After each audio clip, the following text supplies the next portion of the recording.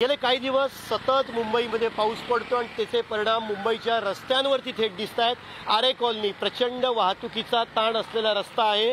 रस्ता यापूर्वी डेरीच्या अंडर येत होता, मात्र काही वर्षांपूर्वी तो महापालिकेला हस्तांतरित करण्यात आला। आपण बघतोय प्रचंड खड्डे जे आहेत ते पसरलेले आहेत। हा रस्ता अत्यंत महत्त्वाचा आहे, कारण रॉयल पाम सारखी एक मोठी लोकसंख्या असलेली सोसायटी, इथे लोक मोठ्या प्रमाणामध्ये आदिवासी पाडे जे आहेत ते या भागामध्ये आहेत आणि त्यामुळे खड्डे इकडचे लोकांसाठी अडचणीचे ठरत आहेत। कारण बस असेल, बाईक्स असतील, वेगवेगळ्या रिक्षा असतील, खाजगी गाड्या असतील, या मोठ्या प्रमाणात जात असतात। मात्र महापालिकेकडून हा रस्ता काही दिवसांपूर्वीच दुरुस्त करण्यात आला होता। याच्या पुढचा भाग जो आहे तो नव्याने बांधलेला होता। मात्र प्रत्येक वेळेप्रमाणे महापालिकेचे दावे आणि महापालिकेचं काम हे दोन्हीही फोल ठरलेले इथं पाहायला मिळतंय।